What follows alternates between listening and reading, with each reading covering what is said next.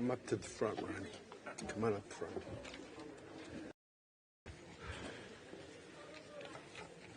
Okay.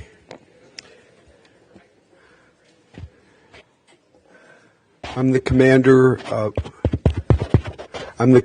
of Post 44, and we're doing a short service coordinating with the Army for Harold.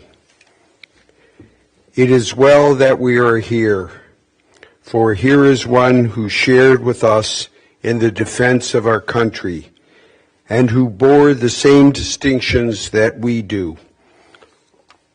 Whether his life was brief or whether outnumbered 70, he was known to all the world by the same titles we bear, a veteran and a Jew. Harold was a noble portion, for he aided in the defense of this beloved land and all who wore the uniform of our country and our comrades forever throughout history. It is a bond that death cannot remove.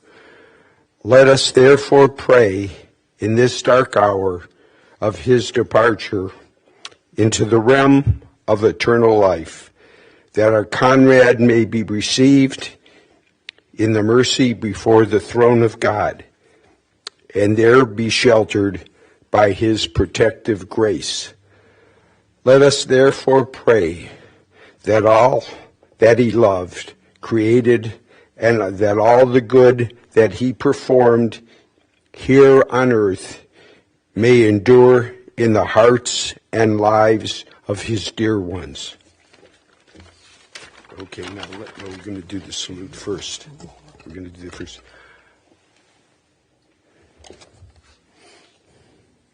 What do you do? Okay.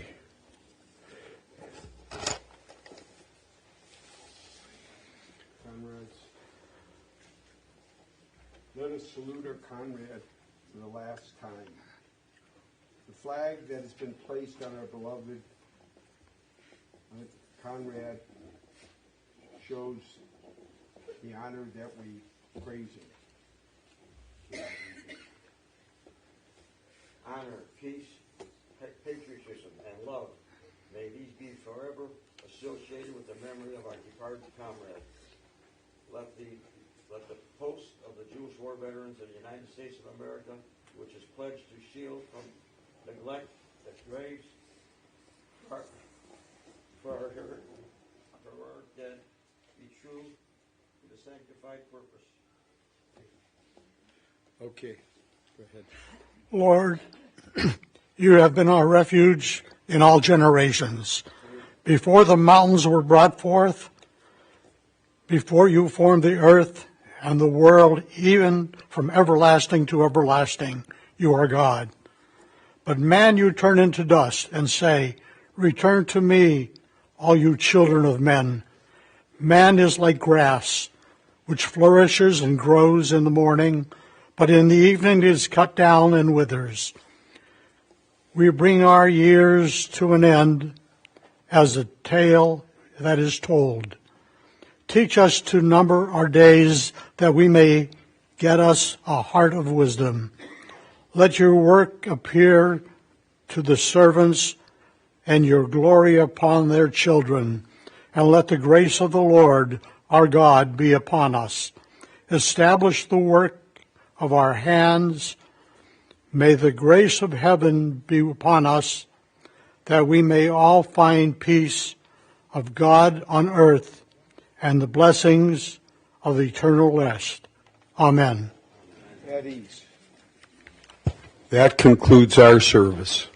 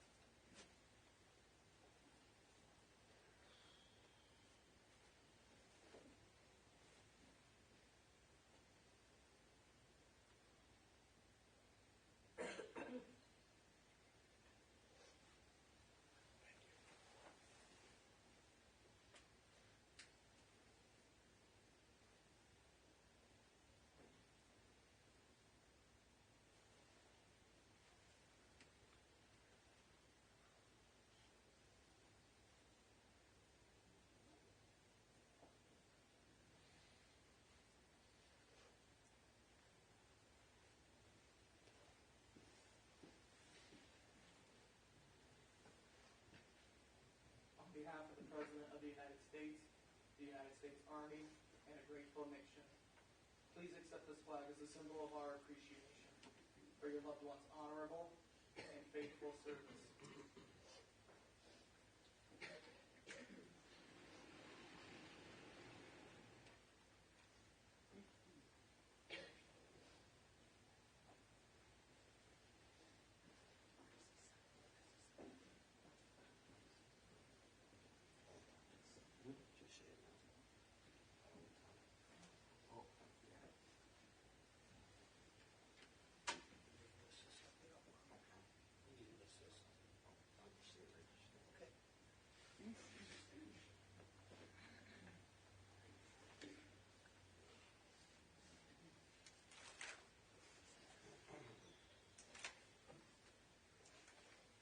I am the Chancellor Commander of Owatonna Lodge number 62, and Harold Levine was a 50-year-plus member of Owatonna.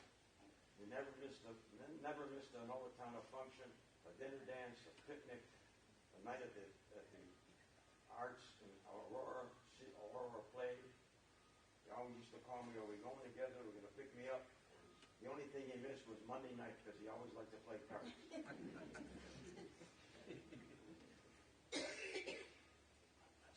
He was a great guy. I knew him for a long time. We had a lot of fun going to the casino. One time I said to him, "Harold, I ran out of money. Can I borrow $50? No." Then he turned around and said to me, "I'm going to give you $50. You're not going to pay me back. Go and enjoy yourself." We always had dinner. We played on Monday. We used to go on Mondays and Fridays. Monday night we couldn't have dinner because he went to play cards and I went to Owatonna meeting. But Friday, if you call me, we'd be playing machines. You would call me on the phone. Ron, it's about 4:30, 5 o'clock. We'll finish playing. We'll have dinner, right? And I always bought dinner. Right, Sandy? Right. He was a perfect gentleman. I'm going to miss him. I'm going to miss him. I know our lads will miss him also. He was always there all the time. For all our functions, he was there. May he rest in peace. Thank you.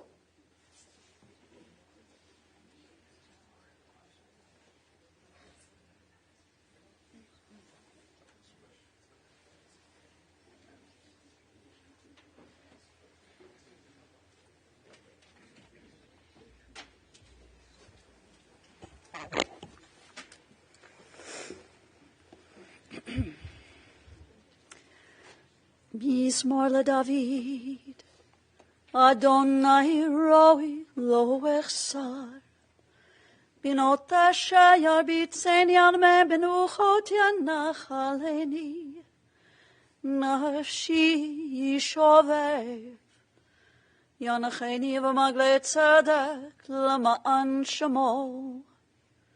גם כי הלך בגיא מוות, לא ירא רע, כי אתה עמדי. שבטך ומשענתך המה ינחמוני. תערוך לפני שולחן נגד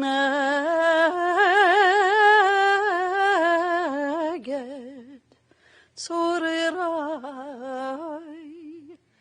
דשנת בשמן ראשי כוסי רוויה, אך טוב החסד ירדיפוני כל ימי חיי. בשבתי בבית אדוני לאורך ימים.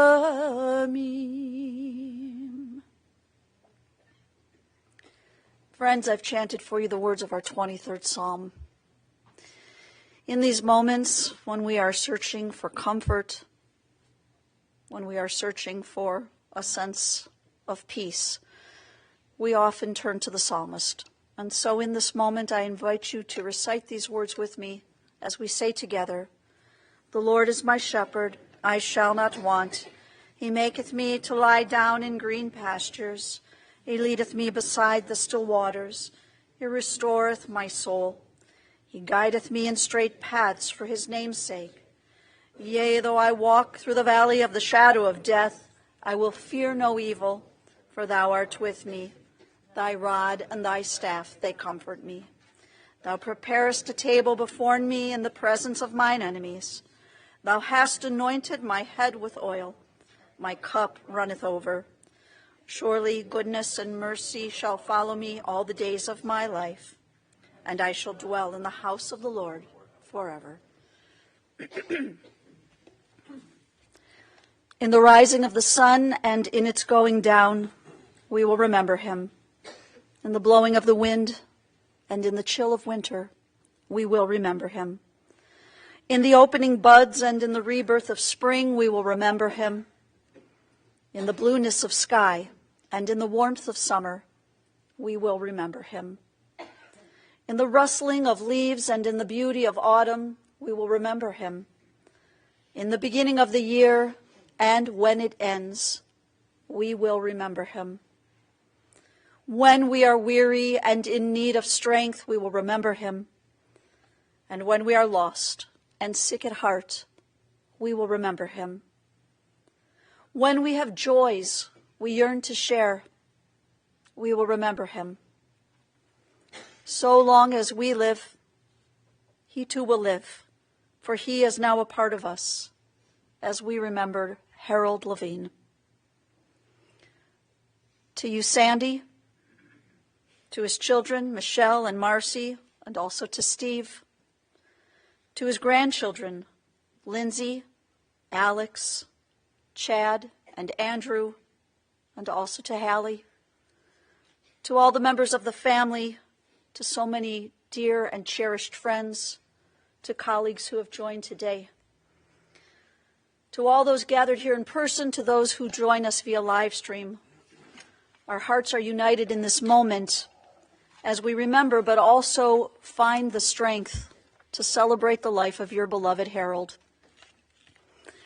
Our sages in their wisdom have taught us that birth is a beginning and death a destination, and life is a journey, from childhood to maturity and from youth to awareness. Foolishness to wisdom, from weakness to strength or strength to weakness and often back again, from health to sickness and back we pray to health again, from offense to forgiveness, from loneliness to love, from joy to gratitude, from pain to compassion, from grief to understanding, and from fear to faith, from defeat to defeat to defeat, until looking backward or ahead, we see that victory lies not at some high place along the way, but in having made the journey, stage by stage, a sacred pilgrimage. Birth is a beginning and death a destination, and life is a journey, a sacred pilgrimage to life everlasting. Harold's journey began here in Cleveland.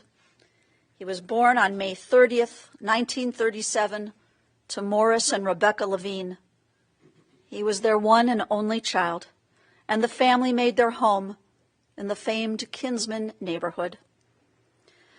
Now, when Harold was just 14 years old, his father died, and he and his mother made their way as she owned and operated a grocery store with her sister, Harold's aunt.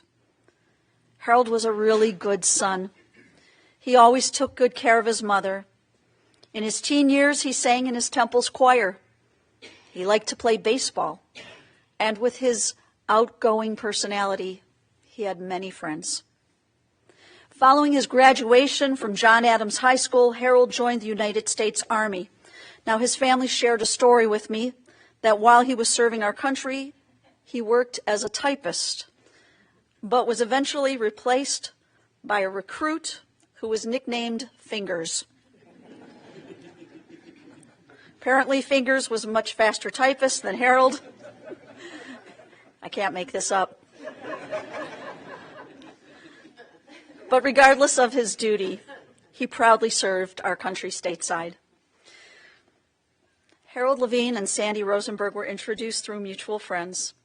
Sandy, you and your beloved, you knew immediately that you had found your beshert, the one that was meant to be. Your courtship, Sandy, was quite brief. You married December 1st, 1963, just 6 months after meeting. And Sandy, from the moment he first saw you and he looked and gazed upon your beauty, he could not imagine how someone like you would ever go out with someone like him. He would tell you that. He would tell you that. When it came time for him to ask permission for a blessing from your father, you shared that he was actually afraid to ask your dad for your hand in marriage because Harold really felt that he was not worthy of you. He was so wrong. Your marriage, a marriage which spanned 60 years, was filled with so much love and laughter and respect, and I might say calm, with shalom and peace. You've never fought in 60 years. It's hard to believe. 60 years. But you assured me there was never a fight. There was never an argument. There was never an unkind word to each other. He enjoyed telling all of you, I'm sure you've heard the story, about how he and Sandy never fought, not once, and this is truly remarkable. Sandy, you were blessed with so many dear friends, and you were blessed with a beautiful family. And when Michelle and Marcy entered into this world, the Levine family portrait became all the more beautiful, all the more complete. Family vacations to Niagara Falls and Sawmill Creek, these made for great memories. Sandy, as a couple, you and Harold enjoyed trips to Florida. There were some cruises, and of course, you loved to go to Las Vegas. As our friend Ron mentioned, the casinos were someplace where you and Harold enjoyed a lot of fun. And your daughter, Sandy, what an example they saw with their father, but also with their mother and father as a couple. Marcy and Michelle, when I spoke with you, you described your father. The first word that came up was selfless, and the next word, generous. You saw a dad who had an incredible work ethic. He really worked every day of the week. His career began in the basement of your home on Ashurst, where he ran his own little printing company. And sometimes he would go into the high schools and he would teach the students printing as a trade. And then he went into an office supply sales business. Later on, he owned 2 car washes with a couple of his friends, and these car washes were out in Ashtabula. And those days on the weekend, you would all pile into the car, the whole family, including both grandmothers, and you'd go out to Ashtabula to check on the car washes and girls. If you both had behaved, you were rewarded with McDonald's. And finally, your dad actually owned and managed a couple of office buildings with his business partner. And you described your dad as one who could always make lemonade out of lemons. I think he finally retired just a year or two ago. A hardworking man. You said he would give of his time and even of his money if a friend was in need, regardless if he thought he might not be paid back. Didn't matter to him. Sandy, your beloved, wanted to help out anybody he could, and everybody, and he did. And girls, when you were going through some things, whether it was a situation at college or another time in your life, if you were ever going through something, he would say to you and support you by saying, well, first he would say, as the saying goes, and then he'd make up some ridiculous quote. There was no actual saying. But he always, continuously and lovingly, always supported you and always encouraged both of you, especially in those more challenging moments, to just do your best. He would say to stay in there, and he'd often add, we don't quit. You described him as a wonderful dad who exemplified a great work ethic, and you saw in your father one who, even in the times that were most difficult for him, especially these last 2 years, when he faced so many health challenges, you saw a man, your dad, and you saw a husband to your mom who still had a sweetness about him. He still demonstrated love and respect. And he pushed so hard to make it to some of those milestones, to Sandy's milestone birthday. And Sandy, he wanted to make sure he was there this past December as the two of you celebrated your 60th. There's a beautiful saying in the Jewish wedding ceremony, a phrase. In the moment when you and Sandy, 60-some years ago, just over 60 years ago, when you stood beneath the chuppah and were preparing to exchange from the second cup of wine, the rabbi, the cantor, perhaps chanted the words of the Sheva Brachot, the 7 wedding blessings. And while you might not remember this, Sandy, there was a phrase in those blessings that described the bride and groom as Re'im Ahuvim, translated to loving partners, loving companions. This is something that you and Sandy were for each other, that you demonstrated to your daughters, your grandchildren, and all who knew you. Re'im Ahuvim, loving partners. Harold enjoyed playing tennis. He loved his card games, and there were many. Poker, pinochle, tonk. His weekly poker game was holy. Ron, you mentioned that. Not just to miss a meeting, but even if the girls' birthdays fell on that Monday night, the birthdays were changed. He did not miss his poker game. He enjoyed singing, and he would sing around the house and in the car, and he loved listening to Barbra Streisand, and he loved the musical Fiddler on the Roof, and he especially loved to sing to his girls, If I Were a Rich Man. He was a good neshama, a good soul who performed the acts of tikkun olam, giving back to our community in an effort to repair our very broken world. He volunteered with the Rotary Club, where he especially enjoyed his involvement with their Special Olympics and their pancake breakfasts. He was a member of the Jewish War Veterans, the Forest City Hebrew Benevolent Society, and of course we know the Owatonna Lodge Knights of Pythias. He donated to many, many charities throughout the years. Our tradition teaches us that words which come from the heart enter directly to the heart. First, I want to call on his daughter Marcy and 2 of his grandchildren, Chad and Andrew, who have words in their heart that they want to share with all of us on this day.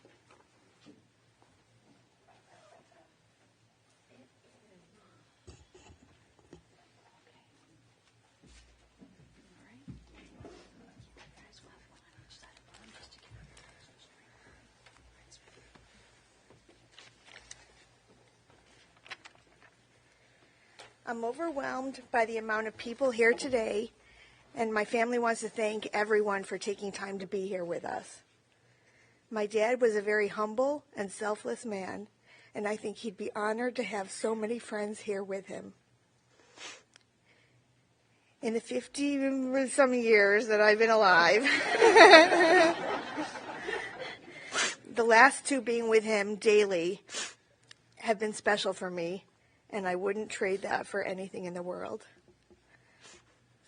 I don't have it in me up here to share Haroldisms or memory or specific memories and stories, but the kids are going to do that.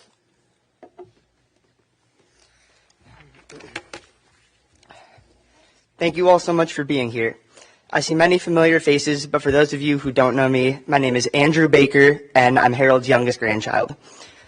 Even in serious situations such as this, my grandpa always loved to laugh and have fun.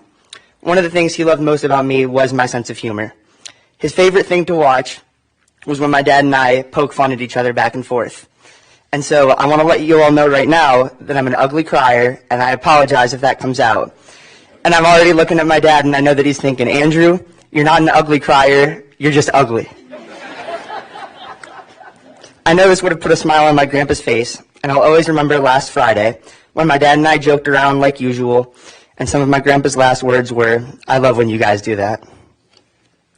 My grandpa loved all of his grandchildren and took lots of pride in us. He had a little title for each of us, and mine was the smartest in the family. He used it thousands of times to best friends and to complete strangers. It was a sentiment to how proud he was of me and how happy he was sharing my accomplishments with others. I hope to continue to make him proud every day, whether that be in school, my career, or simply by being as good of a person as he was. I'd also just like to share some of the favorite times I spent with him. Like every Monday after school, when he would pick me and my friend up, feed us while we watched TV, and then drop us off at Hebrew school. He also took great pride in my athletic career and attended all of my sports games, even in the cold winter football season. He loved going out to eat at our favorite places like Eat at Joe's, Jack's, and Mitchell's, or picking me up my favorite desserts like Linda's fudge cake from Cheesecake Factory or chocolate chip muffins from BJ's. But as long as I was spending time or talking with my grandpa, he'd always be happy just to hear from me. He was the definition of trustworthy, generous, caring, loving, and so much more. Lastly, I'd like to give a special thank you and the proper credit to my mom. My mom selflessly put her life on pause for the last few years in order to single-handedly care for my grandparents every day. They wouldn't have been able to navigate life recently without her heroic support. She's not only the perfect daughter, but the perfect wife and the perfect mom. So Mom, I love you so much and thank you for everything you do for our entire family. Once again, thank you all so much for being here for myself and for our family. Your support means everything to us, and it will make this process easier. And thank you for being here for my grandpa. He would appreciate each and every one of you for your time today, and he'll truly be missed by us all.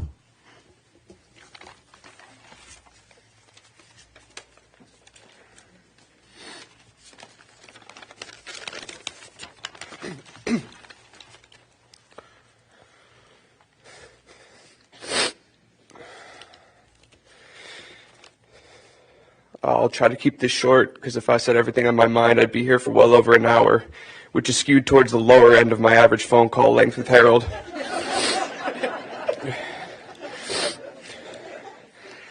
I really don't want to be up here right now, but we spoke, and he told me that one day he wanted me to.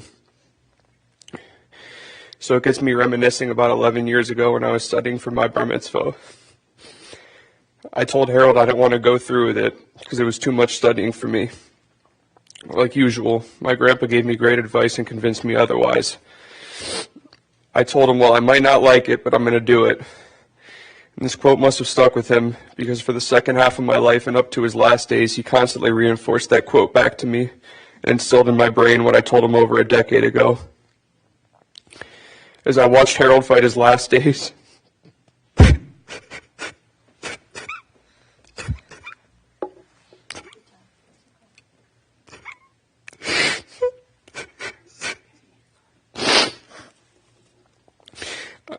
I knew it was difficult on him, but I told him he may not like things, but he's got to do them for his own good.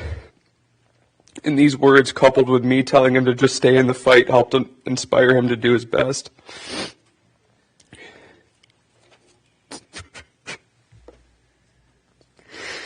Today's not by me by any means necessary, but I'd like to share a recent win of mine that Harold was significantly involved in. Lately, I got a new job in finance as a mortgage banker at Rocket Mortgage. Instead of calling me Chad Baker, he referred to me as Chad Banker.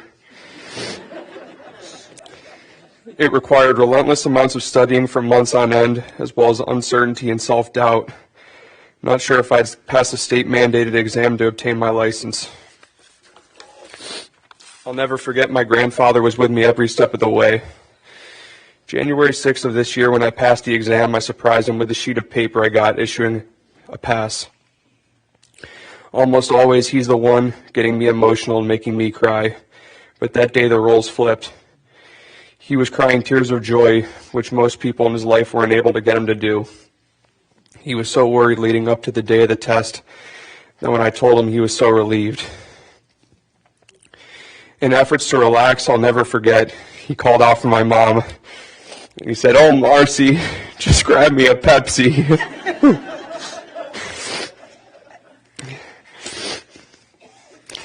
In his honor, I'm going to do my best in my new role because he always wanted me to be in a finance or a real estate related position. And I'm now at peace knowing he was able to live and see me acquire a pass. And to the person who believed in me when no one else did, I promise I won't let you down. And lastly, unrelated to Harold, I want to thank my mom for all the sacrifices she made for Harold and Sandy the last year and a half or so. And all the work she put in wasn't seen by anyone here except myself and a few others. And if it wasn't for her, I don't know if Harold would have made it as far as he did and seen me pass my exam last month. Thank you, Mom.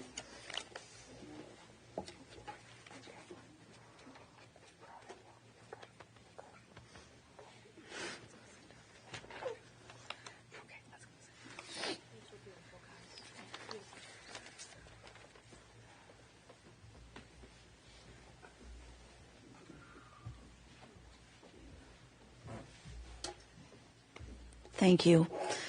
I'd also like to call on his daughter, Michelle, and his grandchildren, Lindsay and Alex.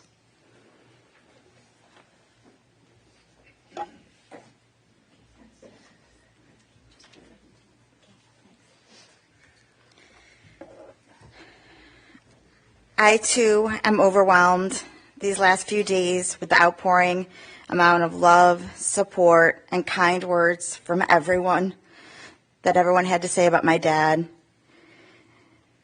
Same words that we keep saying all day: respected, selfless, awesome. He was proud of his family, a fighter who was brave until the end. He was one special guy, the kind they don't make anymore. He was a huge part of my life, and I take after him in so many ways.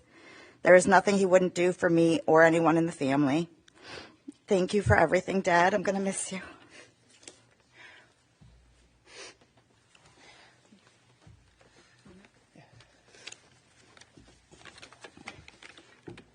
This isn't in my speech, but thank you all for being here on Valentine's Day. I know this is probably not what you want to be doing on Valentine's Day, but my grandfather was full of love, and you know, so it's in a way fitting. So, okay. My grandfather navigated his way through life as a businessman, first as a printer, then selling office supplies, to then buying and managing several commercial properties for over 30 years. He also loved investing in the stock market. CNBC would always be on TV at their house, and he would frequently ask me to check how his stocks were doing online, even though he probably already knew the answer. One of my fondest memories growing up was spending time on the weekends driving with him to Painesville, where we would take care of one of his properties by filling potholes in the parking lot or cleaning up trash. He would then catch up with the retail tenants, get a haircut, which wouldn't take long, and then take me to lunch, where he would continue to talk and teach me about business and real estate. He always wanted to keep his properties clean and presentable to keep his tenants happy, which he did. Of the many life lessons my grandfather taught me, one of his most common was, you don't have to be smart, you just have to have common sense. I think by the last grandchild, Andrew, he must have determined there was enough common sense in the family and we needed someone smart. I'm assuming he started telling Andrew, you don't have to have common sense, you just have to be smart. That seems to be working out so far. My grandfather loved many things, including, but not limited to, poker, pinochle, printing, property, Pepsi, and money. For as good as he was at printing and making money, It's a bit of a surprise that he never just combined the two and printed money. No matter what it was, my grandfather loved to win, and he was good at it. Really good. Almost too good. And he wasn't afraid to let you know that, especially when it came to his weekly poker and pinochle games. To Harold, it wasn't gambling, it was winning. One of his other most popular sayings was, "How did I get so lucky?" The answer?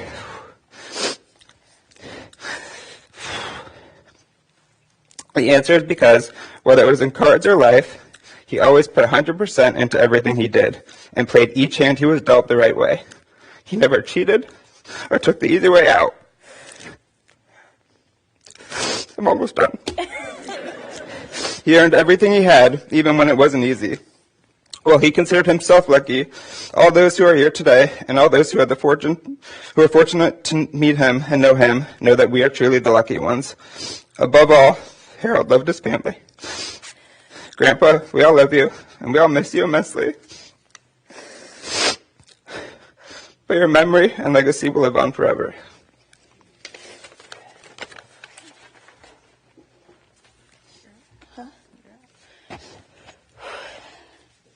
Going last was a really bad idea. I would often try to call to check in on my morning commute, because as you know, I'm Lindsay, the granddaughter who lives in California. If we missed each other, he would leave a very detailed voicemail explaining the time difference and when I could catch him. If it was 12 here, it was 9 for me. Maybe call back around 3 or 4, which is really 12 or 1. And once a year, I got to look forward to my harmonized singing birthday message starring both Levines. Many chats started with, "I won't keep you long," and ended with, "Gramps, it's been 45 minutes. I have to walk into work." I decided to start keeping notes on things he would say to me during calls, Haroldisms, if you will. He recently said, "I know that I can talk a little bit more than I can listen, but because it was you, we didn't mind listening." In the exact same conversation, he also said, "All I need is a little love, a little kindness, and for people to continue to be by my side." And he meant it. He was a man who gave so much and asked for so little. He gave me lessons on how to ride a bike so that one day he could trust me with a car. He gave me lessons on how to sing and would happily point out when it needed improvement so one day I could have a career. He gave me lessons on why it was so important to work hard and never give up so that one day I could also live comfortably and support a family. He gave lessons on how to never fight with your spouse and love unconditionally so that one day my marriage could be as great as his. And just for the record, my boyfriend's a really nice Jewish boy, and, and I'm working on the rest. He gave lessons on staying positive and would try to prove to us that he was still in great spirits by showing us his great dance moves. He gave lessons on never giving up, and he truly, truly fought until the end. Honestly, until a few months ago, he was still trying to use the rest of his points for one Las Vegas trip. He gave lessons on gambling on stocks, on kindness and family. He gave lessons on life and how to enjoy the little things. And after all of that giving, all he asked for was some back scratches and just needed half a glass of coffee, because in his world, the glass was always half full. It is no coincidence that we're all together on Yom Ha'ava'ah, a day of love, to celebrate his life. He recently said, "Love is like money in the bank. I'll always take a little more." Thank you for always being the most supportive, the most engaged, and for sharing all your wisdom. I love you, Gramps. Keep on dancing.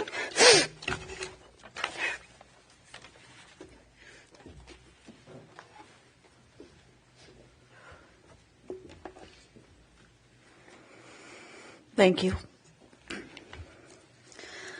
Well, Sandy, your daughters spoke so beautifully, and your grandchildren, whether they're the smart one or the one with common sense, the most important thing about your 4 grandchildren is they have very big hearts, and their words certainly went to our hearts. I want to just share with you before we conclude our service a little bit of poetry. These words do not come from the Torah or any of our Jewish writings, actually, but rather this is by Ralph Waldo Emerson, who left this earth in 1882. And yet, the words that he's written, it's as if he knew Harold. Emerson writes on what it means to be a success. To laugh often and much, to win the respect of intelligent people and the affection of children, to earn the appreciation of honest critics and endure the betrayal of false friends, to appreciate beauty, to find the best in others, and to leave the world a bit better, whether by a healthy child, a garden path, or a redeemed social condition. To know that one life has breathed easier because you lived. This is to have succeeded. And Harold Levine certainly did succeed. Friends, as you're able, I invite you to rise for the memorial prayer, the El Malei Rachamim.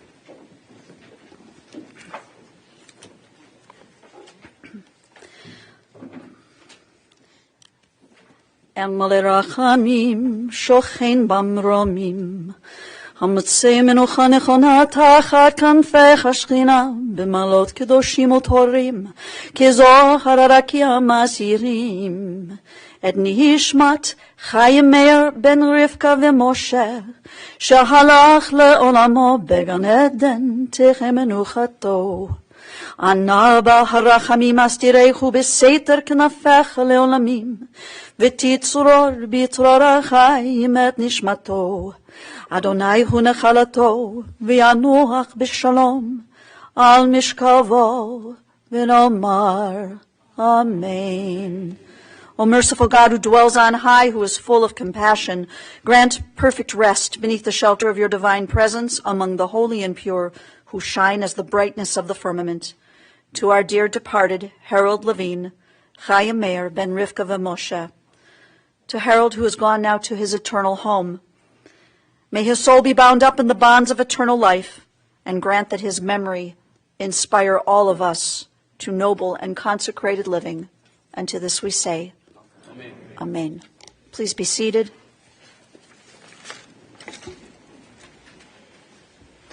Following our service, we will process to the Mount Olive Cemetery, and after interment, the family will receive visitors until 8 p.m. this evening at the Lyndhurst Community Center, which is located at 1341 Parkview Drive, and Parkview is found off of Mayfield Road.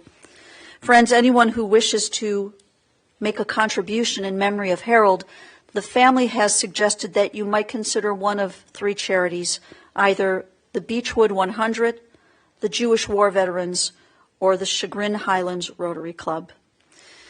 To all of you who are here today to support this beautiful family, on behalf of Sandy and all of her children and grandchildren, we thank you for your love and support. As you have come here today in peace, we pray you will go forth in peace.